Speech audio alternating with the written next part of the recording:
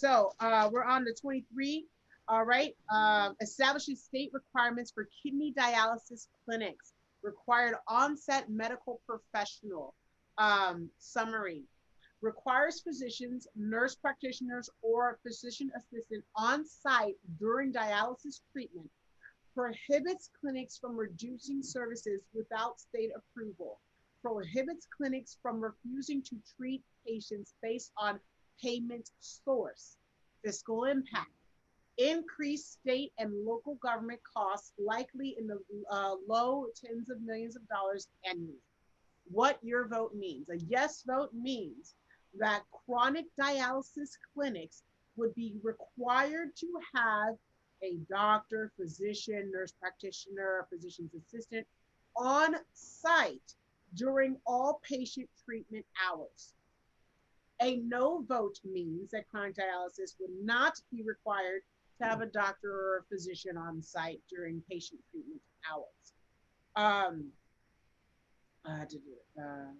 Also, they have to do a yes vote would also mean that they have to do direct infection reporting. Um, and so basically here's the arguments, and I feel really strongly about this one because it does affect my life, my family directly. I have an aunt who goes to dialysis 5 times a week. She has a very serious condition, and she's ill. Anyway, so this is something that is extremely close to my heart.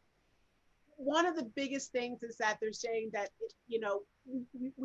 we're no votes argue this, that they would close there some of the dialysis centers in lower income communities would be closed down. But I want you to consider this: those dialysis centers in those lower income communities, or in those communities, um, they are not doing their job effectively. They are not they are not the best types of clinics for your family members to be going to. And so the question is, do you want to have more, or do you want to have quality? Do you want to have a place where that is actually being effective? So, okay, you have to drive a couple miles more, but then you can actually get the treatment that you need with an actual doctor there that can do the infection reporting, that can say, hey, we're getting the toxins out, here's the report, versus not getting that toxology report, not knowing where your family member, your friend is health wise. And that's really what we're looking at is, do we spend the extra? Yes, it will cost more because you have to have a physician on site, and the physicians cost more to be there. But is it worth having the better quality with the actual physicians there, with the infection reporting, or do we just have more clinics, and then it's convenience? It's a convenient thing.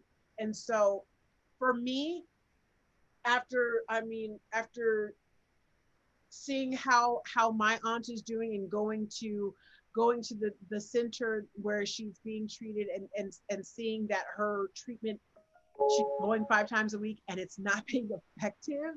It's heartbreaking to know that their bodies have to go through all of these things so much each week, and it's doing nothing except making her tired and sick, and not getting any better. Whereas you have a physician on site, and now they can actually do something that means something, that can actually help to prolong her life. And so um, for me across the board, this is I mean, uh, this particular one is a yes for me, but it does affect me and my family directly. And if you have any empathy for those that are going through dialysis on a weekly basis, this is regular weekly patients that they're talking about. Um, is it about quality or quantity in terms of clinics? That's what they're asking. Mhm. Thoughts? Mm.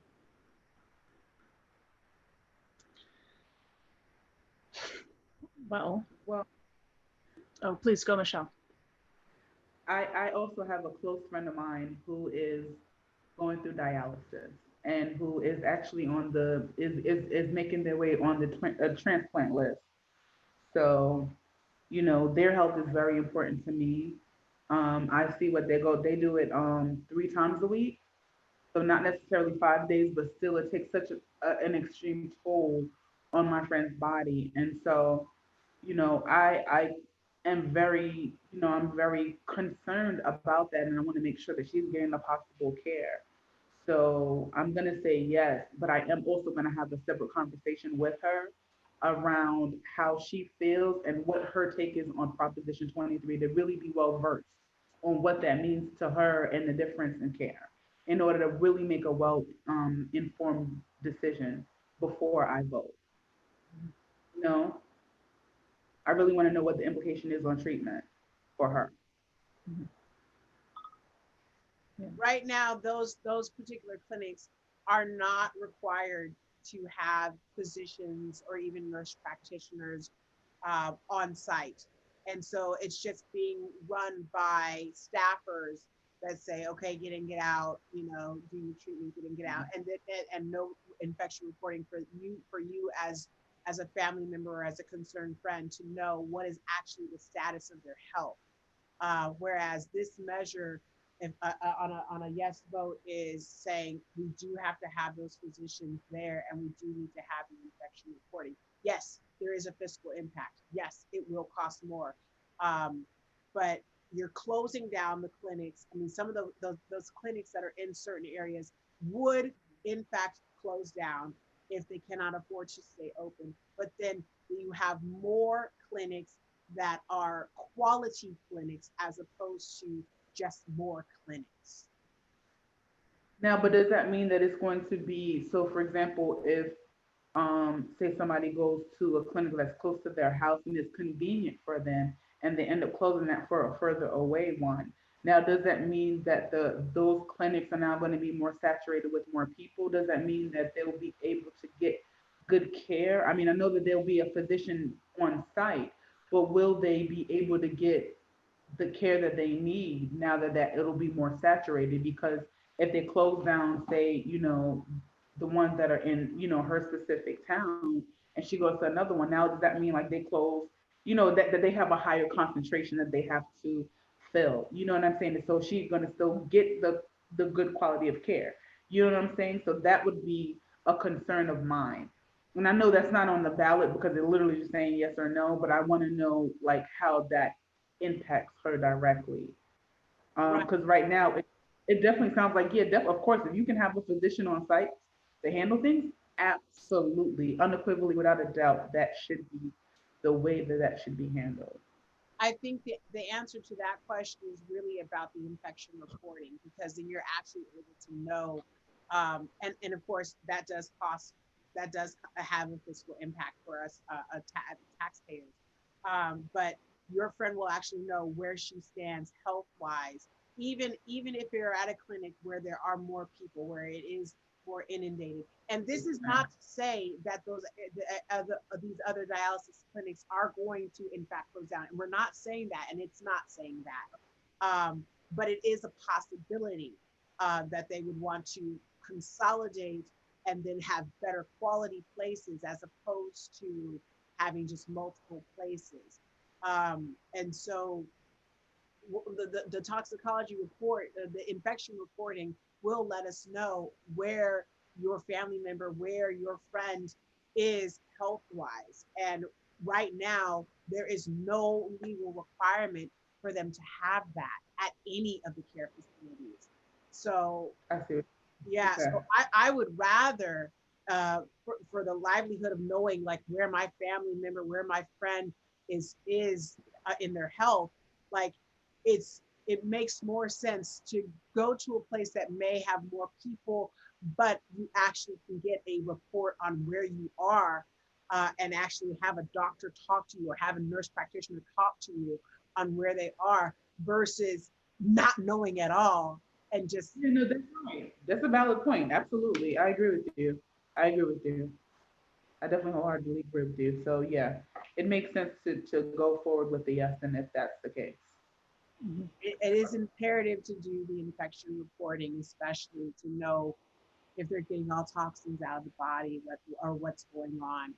Um, and I think that all these places should have physicians on site. And of course, nurse practitioners don't cost as much as doctors. And it's not saying that it's in doctors on site. They are saying physicians or so it has that those different types of options and availability. So, but right now they're not required to have anything. And what you're saying is that if there is an infection in place, that they will be able to target it right there on at that time, as opposed to it being like, okay, later on it creeps in and God forbid, it could lead to something else. So yeah, I understand what you're saying. So yeah, I would vote yes for that. I apologize for that. You never know it because you don't get the reports. Right, and they definitely need that. Heather, do you have thoughts? Increasing quality of care is always a good thing. So, I do see how having fewer clinics and not having as, maybe nearby available clinics might put a burden on patients who don't have transportation. That could, really be a life-threatening issue for some people who, don't have a car or have other difficulties that make public transportation not an option, or maybe don't even have public transportation available in their area that takes them to reasonably, to a clinic where they can be treated. So I think that is just the one, angle that pops into my mind as far as like a potential, you know, real risk to life and care for having fewer clinics around. But this is one of the reasons in my mind, I think, why we have government and why we have government regulation and oversight of these types of, operations. Because if quality care is not being provided, then and you can't rely on the industry or the free market to correct for it, that is why we have government. So that's my take on this, and I can see the for and con on this, but I think in my mind, probably increasing our standard of care in the United States is a better, and in the state of California is always where I would err on the side of caution for. So awesome. Just in short, I just want to summarize: if you are for doctors and infection reporting, you do want to vote yes on this. If you want to be sure that there is quantity really over quality and that there's availability for various clinics, then you can vote no.